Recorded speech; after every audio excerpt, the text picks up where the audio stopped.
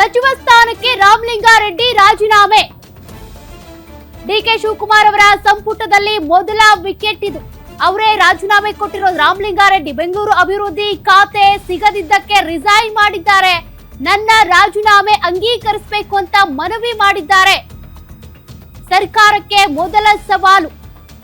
ಸಚಿವ ರಾಮಲಿಂಗಾರೆಡ್ಡಿ ಸುದ್ದಿಗೋಷ್ಠಿ ನಡೆಸೋದ್ರ ಮೂಲಕ ಒಂದು ಸಚಿವ ಸ್ಥಾನ ಈಗ ರಾಜೀನಾಮೆ ಕಂಡಿರೋದ್ರಿಂದ ಡಿಕೆ ಶಿವಕುಮಾರ್ ಅವರಿಗೆ ಆತಂಕ. ನಾನು ಯಾವತ್ತೂ ಕೂಡ ಮಂತ್ರಿ ಮಾಡಿ ಅಂತ ಕೇಳಿಲ್ಲ. 3 ವರ್ಷದ ಹಿಂದಿನ ಮಾತು ನೆನಪಿಸಿದಂತ ರಾಮಲಿಂಗಾರೆಡ್ಡಿ ಅವರೇ ಹೇಳಿದ್ರು ನನ್ನನ್ನ. ಸಿದ್ದರಾಮಯ್ಯ ಅವ್ರ ಮೇಲೂ ಕೋಪ ಇಲ್ಲ, ಶಿವಕುಮಾರ್ ಮೇಲೂ ಕೋಪ ಇಲ್ಲ, ಖರ್ಗೆ ಅವ್ರ ಮೇಲೂ ಕೋಪ ಇಲ್ಲವೇ ಇಲ್ಲ, ಹೈಕಮಾಂಡ್ ಮೇಲೂ ಕೋಪ ಇಲ್ಲ.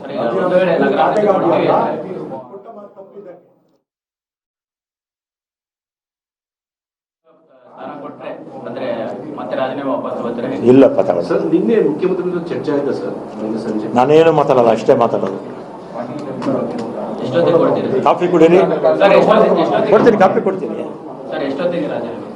ಈಗ ಕಳಿಸ್ಬಿಡ್ತೀನಿ. ನಾನು ಹೋಗಲ್ಲಪ್ಪ, ನನಗೆ ಹೋಗೋಕೆ ಇಷ್ಟ ಇಲ್ಲ.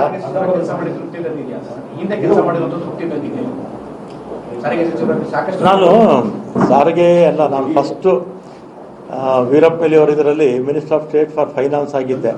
4 ಇಲಾಖೆ ಕೊಟ್ಟಿದ್ದರು ಅದರಲ್ಲಿ. ಆಮೇಲೆ APMC ಮಿನಿಸ್ಟರ್ ಆಗಿದ್ದೆ. ಆಮೇಲೆ large and medium scale industries minister ಆಗಿದ್ದೆ.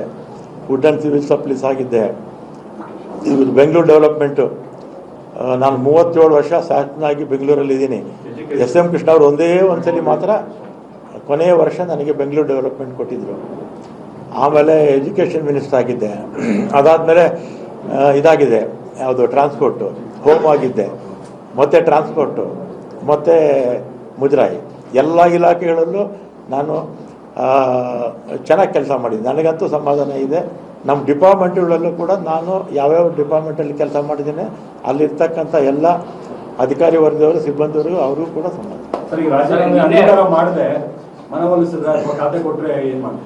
ಏನು ಮಾತಾಡಲ್ಲ. ಈಗ ಆತ್ಮಸಾಕ್ಷಿಗೆ ಈಗ ಹ್ಯುಮಿಲಿಯೇಷನ್ ಅಲ್ವಾ, ಎಷ್ಟು ಅಂತ ಇದು ಮಾಡೋಕ್ಕಾಗುತ್ತೆ?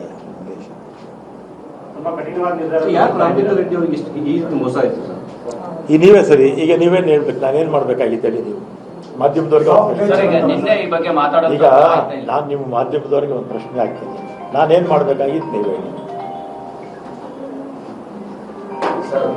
ನೀವು ಹೇಳಿ, ನಾನೇ ನಿಮ್ಗೊಂದು ಪ್ರಶ್ನೆ ಹೇಳ್ತೀನಿ, ನಾನೇನು ಮಾಡಬೇಕಾಗಿತ್ತು ನೀವು ಹೇಳಿ.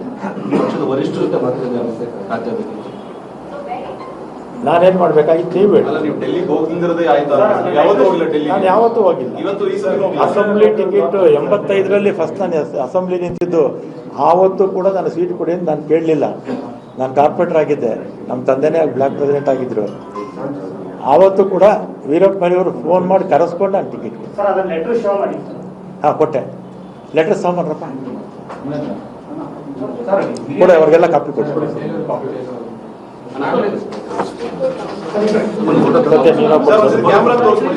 ಇಲ್ಲ, ಹೊರಗೆ ಕಾಪಿನ ಕೊಡ್ತಿಲ್ಲ.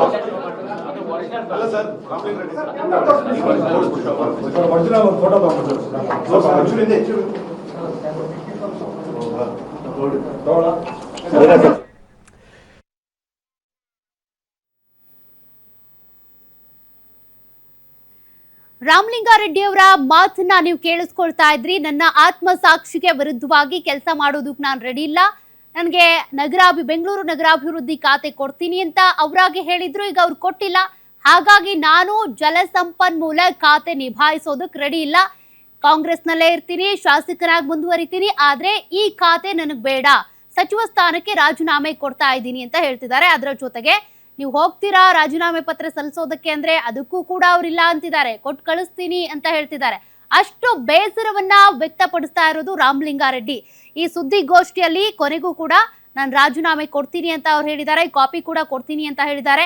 ಆ ರಾಜೀನಾಮೆಯ ಪತ್ರದ ಕಾಪಿ ಕೂಡ ಇನ್ನೇನು ಕೆಲವೇ ಕ್ಷಣಗಳಲ್ಲಿ ಎಲ್ರಿಗೂ ಲಭ್ಯವಾಗುತ್ತೆ. ಸದ್ಯಕ್ಕೆ ರಾಜೀನಾಮೆ ಕೊಡೋದಂತೂ ಫಿಕ್ಸ್ ಅಂತೇಳಿ ಅವ್ರಿಗಾಗಲೇ ಡಿಸೈಡ್ ಆಗಿನೇ ಸುದ್ದಿಗೋಷ್ಠಿಗೆ ಬಂದಿರೋದು ನೀವು ಗಮನಿಸ್ತಾ ಇದ್ದೀರಿ.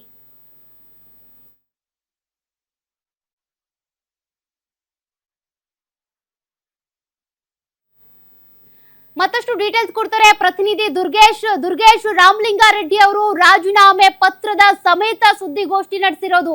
ನಾನು ರಾಜೀನಾಮೆ ಕೊಡ್ತೀನಿ, ಇನ್ನೇನ್ ಪತ್ರ ಸಲ್ಲಿಕೆ ಮಾಡ್ತೀನಿ, ಅಂಗೀಕಾರ ಆಗ್ಬೇಕಷ್ಟೇ ಅಂತ ಹೇಳಿರೋದು. ಯಾಕಿಷ್ಟು ಅಸಮಾಧಾನ ಅಂತ ರಾಮಲಿಂಗಾರೆಡ್ಡಿ ಅವರು ಇಷ್ಟೆಲ್ಲ ಭುಗಿಲೆ ಹೇಳ್ತಾರೆ ಅಂತ ಯಾರು ಅನ್ಕೊಂಡಿರ್ಲಿಲ್ಲ.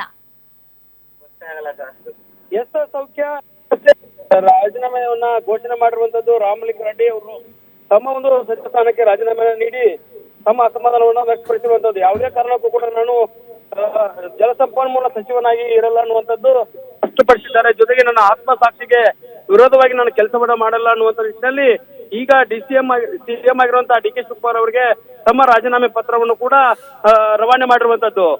ಕಳೆದ ಎರಡ್ ಮೂರು ದಿನಗಳಿಂದಲೂ ಕೂಡ ಏನು ಸಚಿವ ಸಂಪುಟ ರಚನೆ ಆಗತ್ತೆ, ರಚನೆ ಆದ ಬಳಿಕ ಅವರಿಗೆ ಅವಕಾಶ ಸಿಗತ್ತೆ, ಇಂತಹದ್ದು ಸಂದರ್ಭದಲ್ಲಿ ನನಗೆ ಬೆಂಗಳೂರು ನಗರಾಭಿವೃದ್ಧಿ ಖಾತೆಯನ್ನೇ ಕೊಡಿ ಅನ್ನೋ ನಿಟ್ಟಿನಲ್ಲಿ ಬಿಗಿ ಪಟ್ಟಣ ಹಿಡಿದಿದ್ರು. ಆದ್ರೆ ಅವರಿಗೆ ಬೆಂಗಳೂರು ನಗರಾಭಿವೃದ್ಧಿ ಕೊಡದೇ ಇರೋದಕ್ಕೆ ಸಾಕಷ್ಟು ಅಸಮಾಧಾನವನ್ನು ವ್ಯಕ್ತಪಡಿಸಿದ್ರು. ಮತ್ತೆ ಹೈಕಮಾಂಡ್ ನಾಯಕರ ಜೊತೆಗೂ ಕೂಡ ಮಾತನಾಡಿ ಖಾತೆಗಳನ್ನು ಬದಲಾವಣೆ ಮಾಡಿರೋ ನಿಟ್ಟಿನಲ್ಲಿ ಡಿ ಕೆ ಶಿವಕುಮಾರ್ ಅವರ ಜೊತೆ ಮಾತುಕತೆಯನ್ನು ನಡೆಸಿದ್ರು. ಆದ್ರೆ ಹೈಕಮಾಂಡ್ ಯಾವುದೇ ನೋಡೋಣ ಅನ್ನುವಂಥ ನಿಟ್ಟಿನಲ್ಲಿ ಒಂದಿಷ್ಟು ಸಮಜಾಯಿಷಿಯನ್ನ ನೀಡಿದಂತ ಡಿ ಕೆ ಶಿವಕುಮಾರ್ ಈಗ ಅವರ ಒಂದು ಖಾತೆಯನ್ನ ಹಂಚಿಕೆ ಮಾಡೋದ್ರಲ್ಲಿ ಜಲಸಂಪನ್ಮೂಲ ಖಾತೆಯನ್ನು ನೀಡಿದ್ದಾರೆ. ಹೀಗಾಗಿ ತಮ್ಮ ಒಂದು ಆತ್ಮಸಾಕ್ಷಿಗೆ ನಾನು ವಿರೋಧವನ್ನ ಕಟ್ಕೊಂಡು ಕೆಲಸವನ್ನು ಮಾಡಲ್ಲ, ಪಕ್ಷದಲ್ಲೇ ಇರ್ತೀನಿ, 2 ವರ್ಷ ಸಕ್ರಿಯವಾಗಿ ಶಾಸಕರಾಗಿ ಕೆಲಸ ಮಾಡ್ತೀನಿ ಹೊರತು ನಾನು ಇಲ್ಲಿ ಜಲಸಂಪನ್ಮೂಲ ಖಾತೆ ಸಚಿವನಾಗಿ ಮುಂದುವರಿಯಲ್ಲ ಅನ್ನುವಂತ ಒಂದು ಮಾತನ್ನ ಹೇಳಿ ಸುದ್ದಿಗೋಷ್ಠಿಯಲ್ಲೇ ರಾಜೀನಾಮೆಯನ್ನ ಘೋಷಣೆ ಮಾಡಿರುವಂತದ್ದು. ಡಿ ಕೆ ಶಿವಕುಮಾರ್ ಅವರ ಮೊದಲ ಸಚಿವ ಸಂಪುಟ, ಈ ಒಂದು ಸಂಪುಟದಲ್ಲಿ ಸಚಿವರಾಗಿರುವಂತಹ ರಾಮಲಿಂಗಾರೆಡ್ಡಿ ಅವರು ಈಗ ರಾಜೀನಾಮೆ ನೀಡಿರುವಂತದ್ದು ಬಹಳ ಕಾಂಗ್ರೆಸ್ಗೆ ದೊಡ್ಡ ಹೊಡೆತ ಕೊಟ್ಟಂತಾಗಿದೆ. ಯಾಕಂದ್ರೆ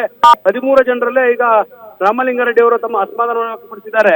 ಹೀಗಾಗಿ ಈ ಒಂದು ನಡೆ ರಾಮಲಿಂಗಾರೆಡ್ಡಿ ಅವರ ರಾಜೀನಾಮೆಯನ್ನ ಡಿ ಕೆ ಶಿವಕುಮಾರ್ ಅಂಗೀಕಾರ ಮಾಡ್ತಾರ ಅಥವಾ ಹೈಕಮಾಂಡ್ ಕದವನ್ನು ತಡ್ತಾರ ಅನ್ನುವಂಥದ್ದು ಬಹಳ ಮುಖ್ಯ ಆಗುತ್ತೆ. ಈಗ ರಾಮಲಿಂಗಾರೆಡ್ಡಿ ಅವರು ಸುದ್ದಿಗೋಷ್ಠಿಯಲ್ಲಿ ಘೋಷಣೆ ಮಾಡಿದಂತೆ ರಾಜೀನಾಮೆ ಪತ್ರವನ್ನ ಈಗ ಡಿ ಕೆ ಶಿವಕುಮಾರ್ ಅವರಿಗೆ ರವಾನೆ ಮಾಡಿದ್ದಾರೆ.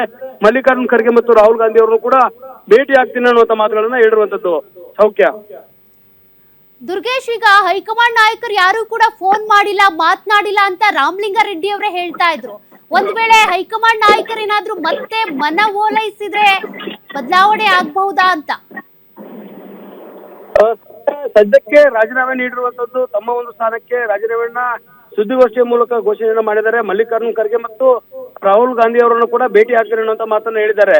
ಸಚಿವ ಸಂಪುಟ ರಚನೆ ಆದ ಸಂದರ್ಭದಲ್ಲಿ ಖಾತೆಗಳ ಅಸಮಾಧಾನ ಇರುವಂತದ್ದು ಸಹಜ. ಆದ್ರೆ ಕೊಟ್ಟಿರುವಂತಹ ಖಾತೆಗಳನ್ನ ನಿಭಾಯಿಸಬೇಕನ್ನೋ ನಿಟ್ಟಿನಲ್ಲಿ ಡಿ ಕೆ ಶಿವಕುಮಾರ್ ಅವರು ಏನಾದ್ರೂ ಖಡಕ್ ನಿರ್ಧಾರವನ್ನ ತೆಗೆದುಕೊಂಡ್ರೆ ಈ ಒಂದು ರಾಜೀನಾಮೆಯನ್ನ ಹೈಕಮಾಂಡ್ ನಾಯಕರು ಯಾವ ರೀತಿ ನೋಡ್ತಾರೆ, ಬೆಂಗಳೂರು ನಗರಾಭಿವೃದ್ಧಿಯನ್ನ ಅವರಿಗೆ ಅವಕಾಶ ಮಾಡಿ ಕೊಡ್ತಾರ ಅಥವಾ ಕೃಷ್ಣ ಬೈರೇಗೌಡರಿಗೆ ಕೊಟ್ಟಿರೋದನ್ನ ಬದಲಾವಣೆ ಮಾಡ್ತಾರ ಅನ್ನುವಂಥದ್ದು ಮುಖ್ಯ ಆಗತ್ತೆ. ಇದಕ್ಕೆಲ್ಲವೂ ಕೂಡ ಹೈಕಮಾಂಡ್ ನಿರ್ಧಾರ ಮುಖ್ಯ ಆಗತ್ತೆ. ಒಂದಿಷ್ಟು ಅಸಮಾಧಾನ, ಆಕ್ರೋಶ ಆರಂಭದಲ್ಲಿ ಈಗ ಡಿ ಕೆ ಶಿವಕುಮಾರ್ ಅವರಿಗೆ ಎದುರಾಗಿರೋದ್ರಿಂದ ಈ ಒಂದು ನಿರ್ಧಾರದಿಂದ ಹಿಂದೆ ಬರ್ತಾರ ಅಥವಾ ಬದಲಾವಣೆಯನ್ನ ಮಾಡ್ತಾರ ಅನ್ನುವಂಥದ್ದು ಬಹಳ ಮುಖ್ಯ ಆಗುತ್ತೆ. ಈಗ ಹೈಕಮಾಂಡ್ ಮೇಲೆ ಗೂಬೆ ಕೂರಿಸುವಂತ ಕೆಲಸವನ್ನ ಡಿ ಕೆ ಶಿವಕುಮಾರ್ ಮಾಡಿದ್ದಾರೆ.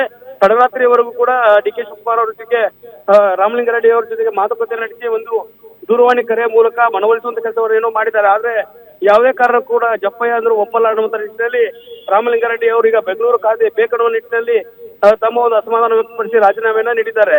ಹೀಗಾಗಿ ರಾಮಲಿಂಗಾರೆಡ್ಡಿ ಅವರ ನಡೆ ಹೈಕಮಾಂಡ್ ನಾಯಕರ ಭೇಟಿಯಾದ ಬಳಿಕ ಏನಾಗುತ್ತೆ, ಮತ್ತೆ ಅವಕಾಶವನ್ನ ಏನಾದ್ರು ಬೆಂಗಳೂರು ನಗರಾಭಿವೃದ್ಧಿ ಕೊಟ್ರೆ ಸ್ವೀಕಾರ ಮಾಡ್ಕೊಂಡು ಮುಂದೆ ಹೊರಿತಾರ ಅನ್ನುವಂಥದ್ದು ಮುಖ್ಯ ಆಗುತ್ತೆ. ಹೀಗಾಗಿ ಸದ್ಯಕ್ಕೆ ರಾಜೀನಾಮೆಯನ್ನ ಘೋಷಣೆ ಮಾಡಿರುವಂತ ರಾಮಲಿಂಗಾರೆಡ್ಡಿ ನಡೆ ಬಹಳ ಕುತೂಹಲ ಮೂಡಿಸ್ತಾ ಇದೆ. ಸಚಿವ ಸ್ಥಾನದ ಆಕಾಂಕ್ಷಿಯಾಗಿದ್ದಂತವರು ಸಚಿವ ಸ್ಥಾನ ಸಿಕ್ಕಿದೆ, ಜಲಸಂಪನ್ಮೂಲ ಖಾತೆ ಸಿಕ್ಕಿದೆ. ಆದ್ರೆ ಬೆಂಗಳೂರು ನಗರಾಭಿವೃದ್ಧಿ ವಿಚಾರಕ್ಕೆ ಈಗ ಅಸಮಾಧಾನವನ್ನು ವ್ಯಕ್ತಪಡಿಸಿದ್ದಲ್ಲದೆ ಡಿ ಕೆ ಶಿವಕುಮಾರ್ ಅವರು ಕೂಡ ಮಾತು ಕೊಟ್ಟಿದ್ರು, ನನ್ನ ಜೊತೆ ಸಂಧಾನವನ್ನ ಮಾಡಿಕೊಂಡಿದ್ರು. ಆ ಒಂದು ನಿಟ್ಟಿನಲ್ಲಿ ನನಗೆ ಖಾತೆಯನ್ನ ಕೊಡ್ಬೇಕಾಗಿತ್ತು, ಆದ್ರೆ ಕೊಟ್ಟಿಲ್ಲ. ಡಿ ಕೆ ಶಿವಕುಮಾರ್ ಅವರೇ ಸಿಎಂ ಇರೋದ್ರಿಂದ ಮಾತಿಗೆ ತಪ್ಪಿದ್ದಾರೆ ಅನ್ನುವಂತ ಅಸಮಾಧಾನ ಒಂದ್ ಕಡೆ ಆದ್ರೆ, ಆತ್ಮಸಾಕ್ಷಿಗೆ ನನಗೆ ಒಪ್ಪಿಗೆ ಇಲ್ಲದೆ ನನ್ನ ಕೆಲಸವನ್ನ ಮಾಡೋದಿಲ್ಲ ಅನ್ನುವ ನಿಟ್ಟಿನಲ್ಲೂ ಕೂಡ ರಾಮಲಿಂಗಾರೆಡ್ಡಿ ಆಕ್ರೋಶವನ್ನ ಹೊರಹಾಕಿ ಈಗ ರಾಜೀನಾಮೆ ಪತ್ರವನ್ನ ಡಿ ಕೆ ಶಿವಕುಮಾರ್ ಅವರಿಗೆ ರವಾನೆ ಮಾಡಿದ್ದಾರೆ. ಕಾಂಗ್ರೆಸ್ ನಾಯಕರು ಮತ್ತು ಹೈಕಮಾಂಡ್ ಯಾವ ರೀತಿ ನಿರ್ಧಾರವನ್ನ ತೆಗೆದುಕೊಳ್ಳುತ್ತೆ ಅನ್ನೋದನ್ನ ಕಾದು ನೋಡ್ಬೇಕಾಗುತ್ತೆ. ಸೌಖ್ಯ ದುರ್ಗೇಶ್, ಅಂದ್ರೆ ಹೈಕಮಾಂಡ್ ನಾಯಕರ ಬಳಿ ಡಿ ಕೆ ಶಿವಕುಮಾರ್ ಈ ಒಂದು ಮಾತು ಕೊಟ್ಟಿದ್ರ ಬಗ್ಗೆ ಪ್ರಸ್ತಾಪ ಮಾಡಿಲ್ವಾ ಅಂತ? ಯಾಕೆಂದ್ರೆ ಇಷ್ಟು ಬೇಸರ, ಇಷ್ಟು ಅಸಮಾಧಾನ, ರಾಜೀನಾಮೆ ಕೊಡೋ ಮಟ್ಟಕ್ಕೆ ರಾಮಲಿಂಗಾರೆಡ್ಡಿ ಹೋಗಿದ್ದಾರಂದ್ರೆ ಇದ್ರ ಬಗ್ಗೆ ಏನು ಮಾತುಕತೆ ಆಗೇ ಇರ್ಲಿಲ್ವಾ? ಖಂಡಿತ ಸೌಖ್ಯ. ಯಾವುದೇ ಸಚಿವರ ಅಸಮಾಧಾನ, ಆಕ್ರೋಶ ಆಗಿದ್ದ ಸಂದರ್ಭದಲ್ಲಿ ಹೈಕಮಾಂಡ್ ನಾಯಕರ ಗಮನಕ್ಕೆ ತರುವಂತ ಕೆಲಸವನ್ನ ಸಿಎಂ ಆದವರು ಮಾಡ್ಬೇಕಾಗತ್ತೆ. ನಿನ್ನೆ ರಾಮಲಿಂಗಾರೆಡ್ಡಿ ಮತ್ತು ಕೃಷ್ಣ ಬೈರೇಗೌಡ, ಡಿ ಕೆ ಶಿವಕುಮಾರ್ ಅವರು ಕೂಡ ಅರ್ಧ ಗಂಟೆಗಳ ಕಾಲ ವಿಧಾನಸೌಧದ ಕೊಠಡಿಯಲ್ಲಿ ಸಭೆಯನ್ನು ನಡೆಸಿದ್ರು. ಸಭೆಯಲ್ಲೂ ಕೂಡ ಈ ವಿಚಾರದ ಬಗ್ಗೆ ಬಹಳ ಸುದೀರ್ಘವಾಗಿ ಚರ್ಚೆ ಆಗಿದೆ. ಪ್ರಬಲವಾಗಿ ಇರುವಂತಹ ಖಾತೆಯನ್ನೇ ನಿಮಗೆ ಕೊಡ್ತಾ ಇದ್ದೀವಿ, ಬೆಂಗಳೂರು ನಗರಾಭಿವೃದ್ಧಿ ಪಟ್ಟಣ ಬಿಡಿ ಅನ್ನೋ ನಿಟ್ಟಿನಲ್ಲಿ ಡಿ ಕೆ ಶಿವಕುಮಾರ್ ಒಂದಿಷ್ಟು ಮನವಿಯನ್ನ ಮಾಡಿದ್ರು. ಆದ್ರೆ ರಾಮಲಿಂಗಾರೆಡ್ಡಿ ಇದಕ್ಕೆ ಒಪ್ಪಿರಲಿಲ್ಲ. ಜೊತೆಗೆ ಸಿದ್ದರಾಮಯ್ಯ ಅವರನ್ನ ಭೇಟಿ ಮಾಡುವಂತ ಕೆಲಸವನ್ನು ಕೂಡ ಡಿ ಕೆ ಶಿವಕುಮಾರ್ ಮಾಡಿದ್ರು. ಒಂದಿಷ್ಟು ಸಲಹೆಗಳನ್ನು ತೆಗೆದುಕೊಂಡು ಸಿದ್ದರಾಮಯ್ಯ ಅವರ ಮೂಲಕವೂ ಕೂಡ ಮನವೊಲಿಸುವಂತ ಕೆಲಸಕ್ಕೆ ಮುಂದಾಗಿದ್ರು. ಆದ್ರೆ ಈಗಾಗಲೇ ಹೈಕಮಾಂಡ್ ನಾಯಕರು ಫೈನಲ್ ಮಾಡಿರುವಂತಹ ಪಟ್ಟಿಯನ್ನ ರಾಜ್ಯಪಾಲರ ಕಚೇರಿಗೆ ಕಳಿಸಿದ್ದಂತ ಡಿ ಕೆ ಶಿವಕುಮಾರ್ ಅದಕ್ಕೆ ಅಪ್ರೂವಲ್ ಸಿಗುವಂತದ್ದು ಒಂದ್ ಕಡೆ, ಹೈಕಮಾಂಡ್ ನಾಯಕರು ಕೂಡ ಅಪ್ರೂವಲ್ ಕೊಟ್ಟಿರುವಂತದ್ದು.